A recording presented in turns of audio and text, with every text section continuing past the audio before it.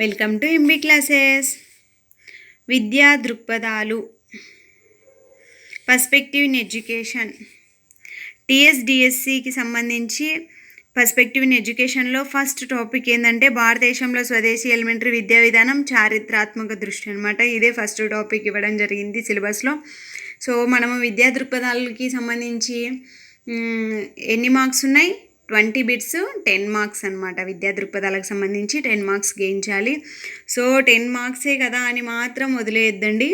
ప్రతి బిట్ ఇంపార్టెంటే. మనము అందరికంటే ముందులో ఉండాలంటే, ముందడుగు వేయాలంటే, మనం జాబ్ సాధించాలంటే ప్రతి బిట్ ఇంపార్టెంటే. సో చూద్దాం, భారతదేశంలో స్వదేశీ ఎలిమెంటరీ విద్యా విధానం గురించి తెలుసుకుందాం. ఓకే, భారత ఉపఖండంలో విద్య ప్రాధాన్యత ఎంతగానో ఉంది.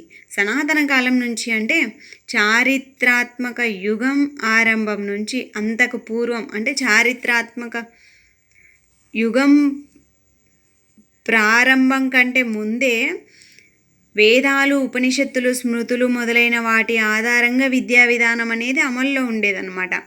ప్రాచీన విద్యా విధానము, బోధనా విద్యా విధానాలు చాలా వరకు సాంప్రదాయ పద్ధతులలో కొనసాగాయి. ముఖ్యంగా బ్రాహ్మణ, క్షత్రియ, వైశ్య, శూద్ర అనే చాతుర్వర్ణాలుగా విభజించబడినాయి. సో పురాణాలు, రామాయణ, భాగవత, భారత ఇతిహాసాల్లో గురు శుశ్రూషలు చేస్తూ ఆశ్రమ విధానంలో విద్యను అభ్యసించేవారని తెలుస్తుంది. అంటే పురాణాలు, రామాయణ, భాగవత, భారత ఇతిహాసాల్లో ఎలా ఉందంటే గురు శుశ్రూషలు చేస్తూ, అంటే గురువు దగ్గరే ఉంటూ, ఆశ్రమంలోనే ఉంటూ, గురువుకి సేవ చేసుకుంటూ విద్యని ఆర్జించేవారు. గురువు ద్వారా విద్యని ఆర్జించేవారు అనమాట. విద్యా బోధనకు ఒక నియమిత కాలం, అలాగే నియమిత అంశాలు బోధించాలనే అంశాలకు ప్రాధాన్యత ఇవ్వకుండా అవసరం, అవకాశం, సందర్భానుసారంగా బోధించబడేది. విద్య ఆ కాలంలో ఎలా బోధించబడేది? అవసరము, అవకాశము, సందర్భానుసారంగా బోధించబడేది. అంటే ఇంతకాలంలో ఇంత సబ్జెక్ట్ అయిపోగొట్టాలి అలా ఏం లేదనమాట. ఆ కాలంలో వాళ్ళకి ఏదైతే విద్య అవసరపడుతుందో ఆ అవసరము, అవకాశానికి అలాగే జీవితంలో జరుగుతున్న సందర్భాలకు అనుగుణంగా విద్య కొనసాగించబడేది. వారికి విద్యా బోధన జరిగేదన్నమాట. గురువు ఆ విధంగా వాళ్ళని జీవితంలో ఎలా మెలగాలి అని నేర్పేవారనమాట. వార్షిక పరీక్షలు అనే భావన కాకుండా, అంటే మనకి ఇయర్లీ ఎగ్జామ్స్ జరుగుతాయి కదా, అవి కాకుండా ధర్మ సూత్రాలు, సత్యం, న్యాయం, సామాజిక ప్రాతిపదికన వ్యక్తి అభిరుచికి బట్టి ఆయా రంగాలలో వారికి తర్ఫీదు ఇచ్చేవారని తెలుస్తుంది. అంటే ఆ కాలంలో ఎలా ఉండేది? చాతుర్వర్ణాలుగా విభజించబడినారు. ఈ చాతుర్వర్ణాలుగా విభజించబడి వీరికి గురువు ఆశ్రమంలో వారికి గురువు దగ్గరే ఉంటూ గురువు నేర్పించిన విద్యల్ని నేర్చుకుంటూ ఉండేవారని ఎక్కడ తెలుస్తుంది? పురాణాలు, రామాయణ, భాగవత, భారత ఇతిహాసాలను బట్టి తెలుస్తుంది అనమాట. గురు శుశ్రూషలు చేస్తూ విద్యను అభ్యసించేవారని అనమాట. అయితే ఆ గురువు ఎలాంటి విద్య నేర్పించేవాడు? అవసరము, అవకాశము, సందర్భానుసారంగా విద్యని బోధించేవాడు అనమాట. సో అప్పుడు ఎగ్జామ్ టెస్ట్లు అనేవి ఏమి ఉండేవి కాదనమాట. ఓన్లీ ధర్మసూత్రాలు, ధర్మం, సత్యం, న్యాయం, సామాజిక ప్రాతిపదికన వ్యక్తి అభిరుచి, వారికి ఎటువైపు ఇంట్రెస్ట్ ఉంటే ఆ రంగాలలో వారికి తర్ఫీదు ఇచ్చేవారు. అంతిమంగా పరీక్షల నిర్వహణ, పోటీలు, ప్రతిభా పాఠవాల ప్రదర్శన, యోధులకు సన్మానం మొదలైనవి జరపబడినట్లు తెలుస్తుంది. అంటే వారి వారి రంగాలలో అంతిమంగా ఏం చేసేవారు? మొత్తం పూర్తి అయిపోయిన తర్వాత, విద్య పూర్తయిన తర్వాత కొన్ని పరీక్షల నిర్వహణ, పోటీలు, అవేంటివంటే పోటీలు, ప్రతిభా పాఠవాల ప్రదర్శన, యోధులకు సన్మానము మొదలైనవి జరపడం జరిగింది. సో ఆ తర్వాత ఈ కాలం అనంతర కాలంలో మత ఛాందస భావాలతో కూడిన విద్యా విధానం కొనసాగించినట్లు తెలుస్తుందన్నమాట. మత బోధనలు, ధర్మ ప్రవచనాలు, గణితము, తర్కశాస్త్రము, న్యాయశాస్త్రములలో వృత్తి విద్యలు, శ్రమకు ప్రాధాన్యత ఇవ్వడం జరిగింది. Okay, yes. నెక్స్ట్, ఈ కాలం తర్వాత మత ఛాందస భావాలతో కూడిన విద్యా విధానం కొనసాగింది. అక్కడ ఏం జరిగింది? మత బోధనలు, ధర్మ ప్రవచనాలు, గణితము, తర్కశాస్త్రం, న్యాయశాస్త్రం, వృత్తి విద్యలు, శ్రమకు ప్రాధాన్యత ఇవ్వడం జరిగింది.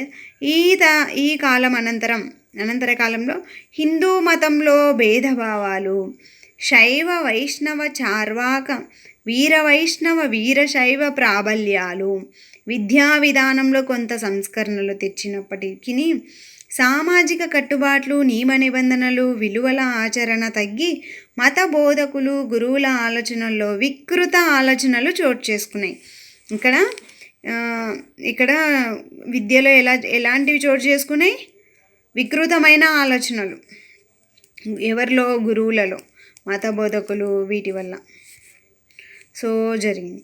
జైన బౌద్ధ మతాల ఆవిర్భావం అనంతరం విద్యా విధానంలో చాలా మార్పులు వచ్చాయి. ఎలాంటి మార్పులు? బౌద్ధంలో మహాయాన, హీనయాన, జైన మతంలో శ్వేతాంబరులు, దిగంబరులు అనే వర్గ పోరాటాలు కూడా కొనసాగడం జరిగింది. అయితే ప్రజల్లో విద్య పట్ల మంచి శ్రద్ధ ఉండేది. ఇన్ని పోరాటాలు జరుగుతున్నా ప్రజల్లో విద్య పట్ల మంచి శ్రద్ధ ఉండేది. వాటి శ్రద్ధలకు అనుగుణంగా ఆంగ్లేయులు వారి ఆలోచన వల్ల మన విద్యా వ్యవస్థలో పెను మార్పులు చోటు చేసుకున్నాయి. ఎప్పుడు పెను మార్పులు చోటు చేసుకున్నాయి? ఆంగ్లేయుల ప్రభావం ఎప్పుడు పడింది?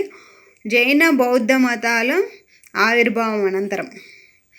ఆర్యావర్తంలో నలంద, తక్షశిల, కాశీ, అయోధ్య వంటి ప్రదేశాల్లో విద్యాపీఠాలు, విశ్వవిద్యాలయాలు ప్రారంభించడం జరిగింది. ఇక్కడ చూడండి, ఆర్యావర్తంలో నలంద, తక్షశిల, కాశీ, అయోధ్య వంటి ప్రదేశాల్లో విద్యాపీఠాలు, విశ్వవిద్యాలయాలు, యూనివర్సిటీస్ అన్నమాట నెలకొల్పడం జరిగింది. బౌద్ధ మత ప్రారంభం కలిగిన రాచరిక స్థానాల్లో విద్యాపరమైన మేధోమథనం, ధర్మ సమ్మేళనాలు జరిగాయి. సామాన్య మానవునికి చదువుకునే అవకాశం లేనప్పటికీ కనీసం ప్రవచనాలు వినే అవకాశం, తద్వారా ప్రవచనాలు వినే అవకాశము, అలాగే వాటి ద్వారా ఏమొచ్చేది? వారికి వివేచనా పరిధి పెరిగి తామెందుకు చదువుకోరాదు అనే భావన కూడా ఇక్కడే అన్నమాట నాంది పలికింది. అంటే సామాన్య ప్రజలు మేమెందుకు చదువుకోకూడదు అన్న ఆలోచన ఎక్కడ జరిగింది? వారికి ఆర్యావర్తంలో. ఓకే, నెక్స్ట్, భారత భూభాగంపై అలెగ్జాండర్ దండయాత్ర మొదలు అనేక ప్రాచీన పాశ్చాత్య దేశాలు మన ఇండియాపై అలెగ్జాండర్ దండయాత్ర మొదలు ఇంకేం జరిగింది? ప్రాచీన పాశ్చాత్య దేశాలు అధికార పీఠాన్ని ఏర్పరచాలనే దృక్పథము, అలాగే తురుష్కులు, అరబ్బులు ఆగమనము ఆరంభమైంది. వర్తక వ్యాపారం, విదేశీయానం అనే నెపంతో ఇక్కడ హిందువుల అనైక్యతకు అవకాశంగా తీసుకొని సామ్రాజ్యవాదానికి తెరతీయడం జరిగింది. ఇస్లామిక్ విధానాలు, మత ఛాందస భావాలు, అరబ్బీ, పారసీక భాషలను అభివృద్ధి పరచాలనుకున్నారు. మత సంస్థలు, మక్తబులు ఏర్పాటు చేశారు. అయినప్పటికీ స్త్రీ విద్యకు ప్రాధాన్యత ఇవ్వలేదు. ఇంకా ఇప్పటి వరకు కూడా స్త్రీ విద్యకు ప్రాధాన్యత ఇవ్వలేదు. స్త్రీకి ఓన్లీ కుటుంబ పోషణ, గృహ నిర్వహణ వరకే విద్యా అవకాశాలు కలిగించబడినాయి. అయితే ప్రాక్ పశ్చిమ దేశాలు, ఐరోపా వాసులు మన దేశంపై దృష్టి సారించారు. నావికాయానము, విజ్ఞానం వికాసము, నూతన అంశాల అన్వేషణ ఫలితంగా యూరోపియన్ల రాక ఆరంభమైంది. అప్పటికీ హిందూ మతం వివిధ మతాల చీలికల రూపంలో ఉంది. ముస్లిం అనైక్యత వల్ల యూరోపియన్లకు మార్గం సుగమమైంది. వారి కాలంలో పారిశ్రామిక విప్లవ ఫలితంగా కలోనియలిజం, సామ్రాజ్యవాదం పెల్లుబికింది. వర్తక వాణిజ్యాల్లో పోటీతత్వం మరింత పెంచిందనమాట. వర్తక వాణిజ్యాలలో, వ్యాపారంలో. అయినప్పటికీ సనాతన విద్య వైదిక కాలం నాటి విద్యలో భాగంగా ప్రధానంగా సంస్కృతం బోధించడం జరిగింది. ఇది కేవలం ఉన్నత వర్గాల వారికి మాత్రమే విద్య అందుబాటులో ఉండేదన్నమాట. విద్య గురించి మనం తెలుసుకున్నాం కదా. విద్య ఏ విధంగా అభివృద్ధి చెందుకుంటూ, అంటే మార్పులు ఏ విధంగా వచ్చాయనేది నెక్స్ట్ మనము ప్రాచీన కాలంలో విద్య ఎలా ఉందో తెలుసుకుందాము. మీకు కనుక ఈ వీడియో నచ్చినట్లయితే please like, share and subscribe. Thank you for watching.